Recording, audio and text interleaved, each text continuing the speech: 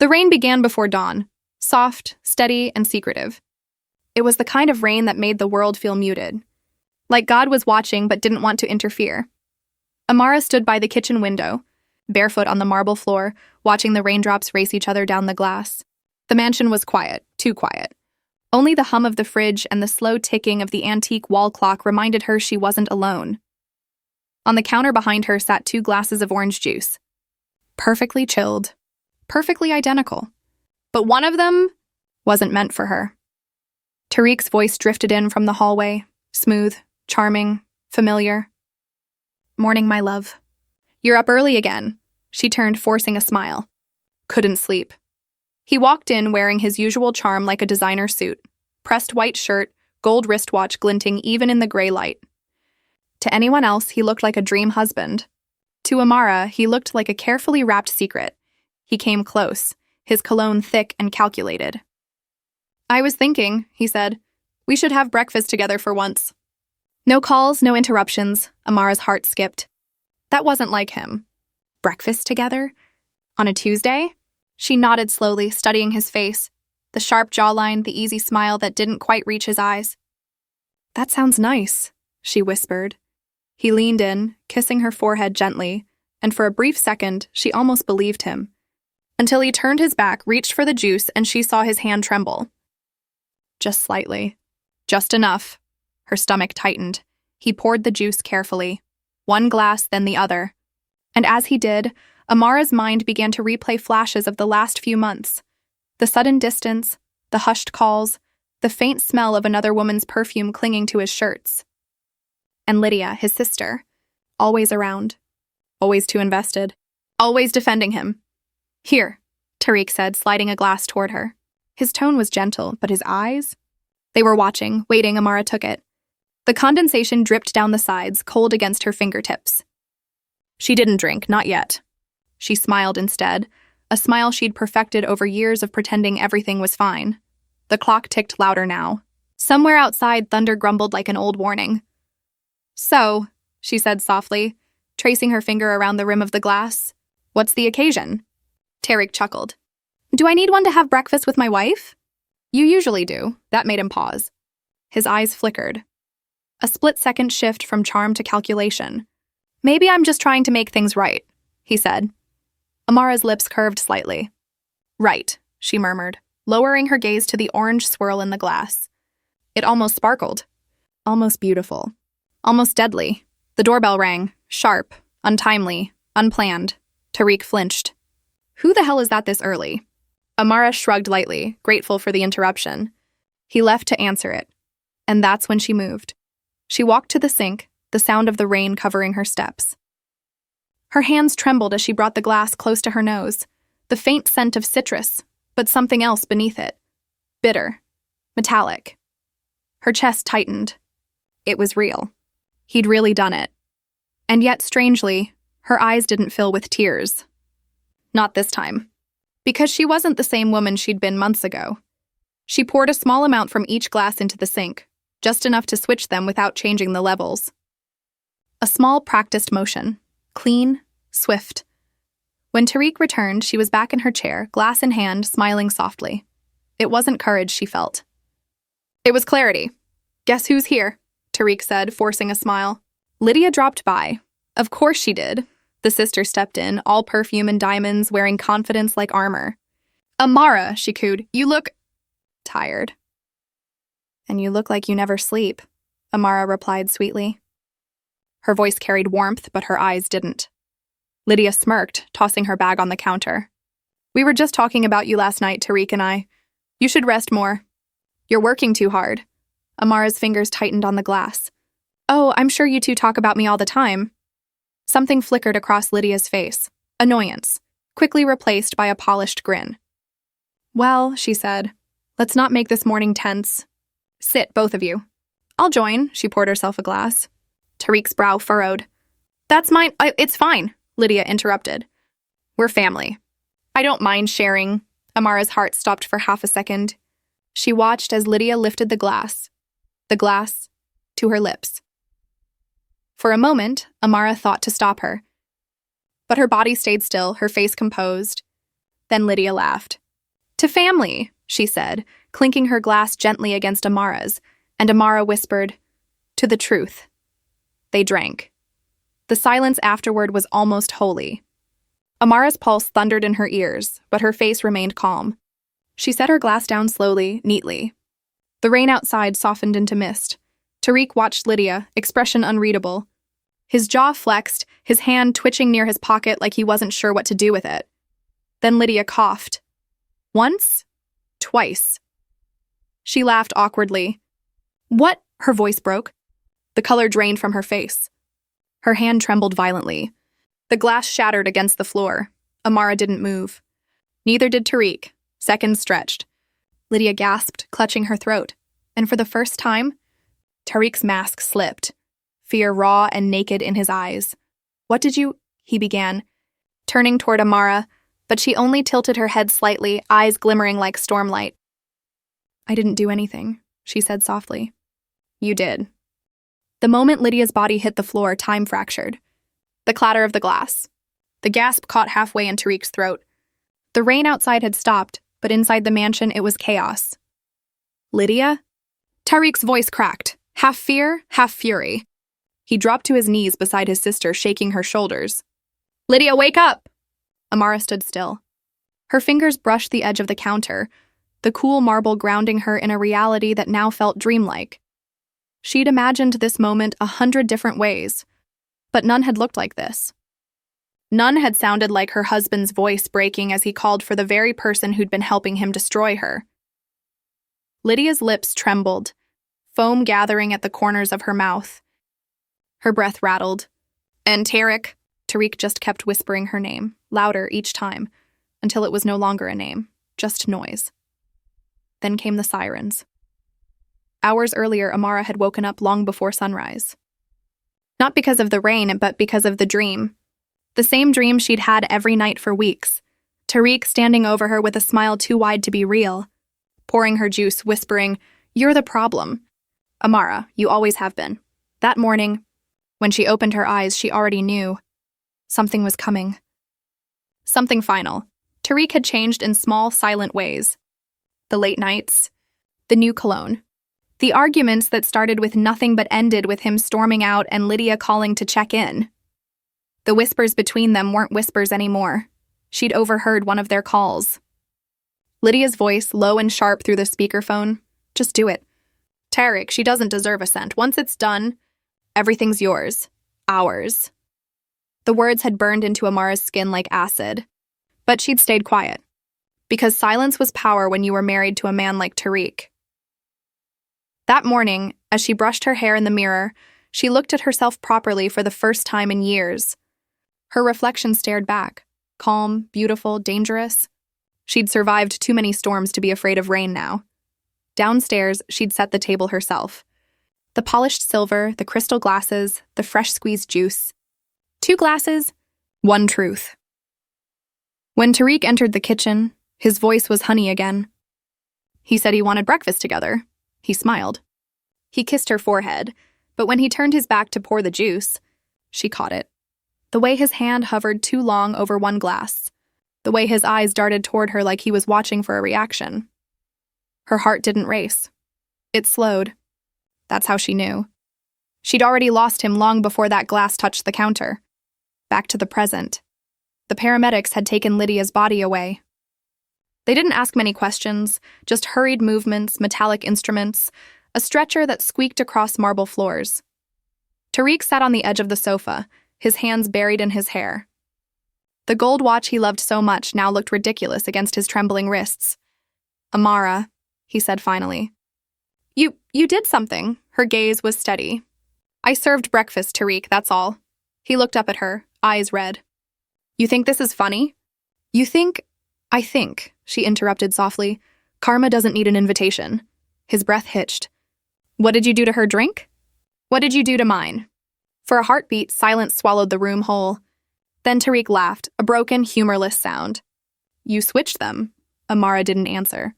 She didn't need to. His face twisted. "You think you're clever, huh? You think you've won?" She tilted her head, studying him like he was an old photograph. "I didn't win anything, Tariq. I just stopped losing. Flashback, the night before. It had started with a phone call. Amara's lawyer, a quiet, loyal man she'd hired months ago in secret, had called to confirm everything was ready. The property papers, the offshore account transfers, the inheritance documents her late father had left sealed. Tariq had always believed she was just comfortable. A woman with taste, not wealth. He never knew she was the rightful heir to her family's estate, an empire hidden behind private trustees and old legal walls. Her father used to say, "Don't ever let a man know the weight of your crown until he tries to steal it." She listened. So when Tariq started pulling away, when Lydia's perfume lingered on his suits and their laughter filled the house she built, Amara didn't confront him. She prepared. She gathered proof. The bank statements he forged, the photos of him with Lydia at the hotel, the bottle of sleeping pills missing from her drawer. And when she found the small vial in his closet labeled herbal extract, she didn't need a lab test to understand. That was the night she decided to let him play his hand. Present Tariq stood slowly, his chest heaving. "You're going to regret this, Amara." "Regret?" She smiled faintly. "That's your department." He took a step closer. "You think the police won't find out? That you're innocent?" Amara's voice was calm.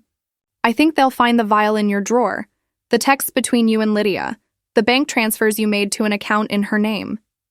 Tariq froze. "How?" She walked past him, her perfume cold and expensive like the air after a storm. "Because, Tariq, I'm not stupid. You married the wrong woman to fool." That afternoon, the house turned into a gallery of whispers. Police came. Cameras flashed. Reporters hovered outside the gates, hungry for scandal. Tariq Bello, successful businessman, grieving brother, and now suspect in a poisoning case, Amara watched it all from the balcony, a silk robe wrapped around her like armor. The rain had stopped, but thunder still rumbled far off, like the world wasn't done talking yet. She didn't flinch when Tariq was handcuffed. He shouted her name once, twice, and his voice shaking the air, but she didn't look down. Because looking would mean feeling, and Amara was done feeling. Later that night, the house was finally quiet again. The kind of quiet that felt earned, heavy, sacred. She poured herself another glass of juice, fresh this time, real. As she drank, she thought about Lydia's smirk, Tariq's lies, and the years she spent trying to be the perfect wife in a home built on deceit. She picked up her phone. One missed call. "Detective Ayo," she called back. "Mrs. Bello?" His deep voice answered, calm and measured. "We've completed the initial investigation. It seems your husband had been in contact with a supplier for untraceable toxins." Amara didn't respond. She just let him speak. He'll likely be charged. "You're safe now." "Thank you," she said softly, staring out into the garden where the rain had left pearls of water on every leaf. Before hanging up, the detective added, "It's rare, Mrs. Bello, for justice to look this poetic." Amara smiled faintly. "Justice rarely wears a smile, detective, but sometimes it wears lipstick." She ended the call. The night wrapped around the mansion like a secret. But Amara didn't feel alone. Not anymore. She walked to the master bedroom, closed the door behind her, and finally let her body shake. Not from fear, but from release. For the first time in years, the air felt hers again. She turned off the light, whispering into the dark. "You thought I wouldn't see you coming, Tariq, but I stopped drinking your lies long before I stopped drinking your juice." The hospital smelled like antiseptic and remorse. Tariq's sister, Lydia, lay motionless in the ICU bed, pale against white sheets that looked too clean for the sin that brought her there. Machines beeped in slow rhythm, each sound reminding Tariq of what he'd done, or what he'd almost done. He hadn't eaten, hadn't slept. His shirt clung to him, wrinkled and stained with sweat. His hands shook as he stared at her, whispering under his breath, "It should have been Amara." It wasn't guilt that cracked his voice. It was disbelief, the kind that sinks into a man when his plans burn to ashes. Across town, Amara sat on the balcony of her penthouse overlooking the Lagos skyline. The sun had started to dip, painting the city gold. She held a glass of wine, swirling it slowly, watching the reflection of light on the rim. She hadn't planned revenge. She'd planned clarity. Tariq's betrayal had once consumed her, the man who'd promised forever but poisoned her juice to make it shorter. But that was before she understood that some endings write themselves. She didn't need to lift a hand. He'd written his own downfall. She leaned back in her chair as the evening breeze lifted her hair, a smile ghosting on her lips. Her phone buzzed, a message from the private investigator she'd hired weeks before the poisoning. Investigator, confirmed. Tariq transferred $18 million from your joint account to a shell company in Lydia's name. The same one that funded the new project he claimed was for you? Amara read it twice, her face expressionless. It wasn't the money. It was the insult. He hadn't just tried to kill her. He tried to erase her, slowly, quietly, financially. She set her wine down and walked to the living room where a man in a charcoal suit waited. Her lawyer, Mr. Adini, discreet and sharp. Everything's ready, he said. The board accepted your resignation from the Interior Division, and the new investment portfolio under your name is finalized. Amara nodded. Good. Make sure Tariq's access to any of the family accounts is terminated. He hesitated. You really want to keep it private? No lawsuit, no press? She smiled faintly. Public humiliation is too generous for him. Silence will sting longer. 2 days later, the news broke. Prominent businessman's sister hospitalized after alleged food poisoning. The story spread fast, faster than Tariq could contain it. Rumors brewed online. Some said Lydia had tried to poison Amara out of jealousy. Others whispered about family curses, spiritual karma, or business rivalries. No one knew the truth, but everyone wanted a piece of it. Tariq avoided reporters, but gossip travels in Lagos faster than the wind off the lagoon. By the end of the week, his investors pulled out. His luxury car dealership, the one he bragged about, was audited. And when the bank froze his accounts pending investigation into the $18 million transfer, he finally understood what rock bottom looked like. But Amara wasn't watching his fall. She was rising. Her phone rang one afternoon as she reviewed sketches for her new project, the Amani Foundation, a luxury art and design collective for young African women. It had been her dream long before Tariq's lies dimmed her vision. Madam, there's a man at the gate, her security informed her. Says his name is Tariq. She didn't flinch. Let him in. When he arrived, he looked nothing like the man she once knew. His beard was unkempt, his eyes hollow, his expensive watch replaced by a fake. He stood awkwardly, hat in hand, like a stranger begging at a door he no longer deserved to knock on. Amara, he said, voice trembling. I need to talk. She gestured toward the terrace, where the city stretched beneath them. He followed, silent, head bowed. Lydia is alive, he began. Barely, but... She's getting better. That's good, Amara said softly. She didn't deserve to die for your sins. He flinched. I didn't mean for it to happen that way. He paused, searching her face. I thought you were going to leave me. You were distant, distracted. I saw messages from business partners, men I didn't know. I panicked. She turned to him, eyes calm. So you poisoned me? His throat tightened. It wasn't supposed to kill you, just make you weak, tired. I wanted to scare you into needing me again. She laughed, a hollow, quiet laugh. You wanted me to need you? Tariq, I built your company's first contract with my family's connections. I paid your rent for 6 months when your business failed. I was your foundation. You were the one leaning. I know, he whispered. I was stupid. I let jealousy eat me alive. I thought if I could get ahead, I'd finally be enough for you. Amara stepped closer, her voice low but sharp as glass. You wanted to kill me to feel powerful. That's not jealousy. That's rot, he stared at her, tears forming. I've lost everything. The investors, the cars, the house. Lydia's gone. I don't even have enough to pay her hospital bills. Amara picked up her glass again and looked at him with pity, not rage. You had everything that mattered, Tariq. But you traded loyalty for lust. You mistook my quiet for weakness. Now you're realizing silence is power. He fell to his knees. Please, Amara, help me. Just this once. I'll change. I'll do anything. She looked down at him, her face unreadable. You once told me I wasn't ambitious enough, she said. Turns out my ambition just didn't include saving men who tried to bury me. Then she turned and walked away, her heels echoing against marble, the sound of closure in every step. That night, Amara received a message from an unknown number. Tariq, I'm sorry, you won. I just wanted to matter to you again. She didn't reply. She didn't need to. The truth was simple. She had never been playing the same game. He wanted to prove himself through deceit. She was building an empire in silence. Within months, the Amani Foundation launched. The opening gala was filled with celebrities, politicians, designers, and media moguls. Amara glided through the crowd, radiant in a gown from her own collection, a deep emerald piece that shimmered like envy itself. Reporters whispered her name with awe. Amara Ellison, the woman who turned betrayal into an empire.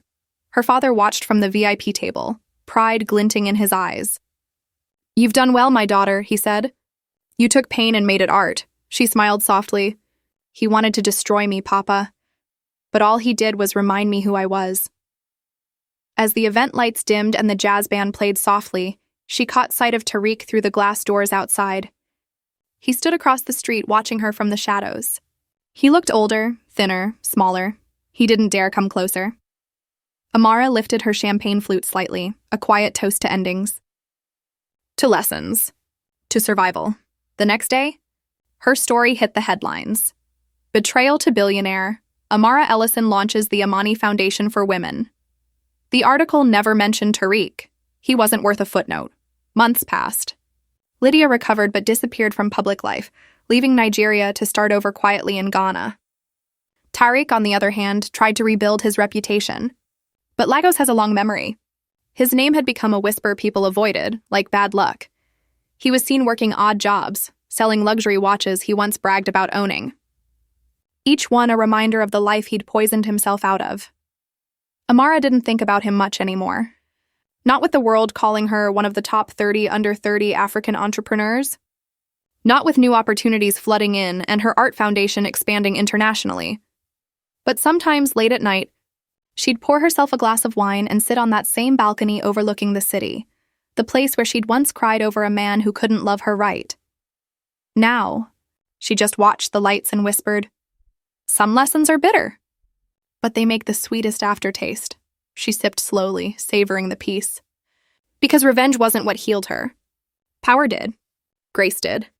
Silence did. One morning, nearly a year later, her assistant handed her a small envelope. No return address. Inside was a handwritten letter, shaky and faint.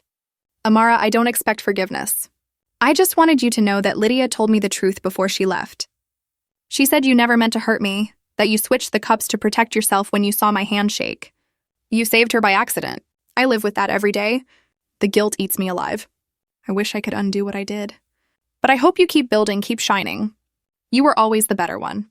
Tariq, she folded the letter neatly, placed it in her drawer, and smiled faintly. Not out of cruelty, but closure. For the first time in a long while, she felt completely free. Standing before the mirror, she adjusted her earrings, small diamonds, subtle, inherited from her mother. She took one last look at herself and whispered, "He left me for a rich girl. But I was the rich one all along." Then she turned off the lights, stepped out into the sun, and never looked back.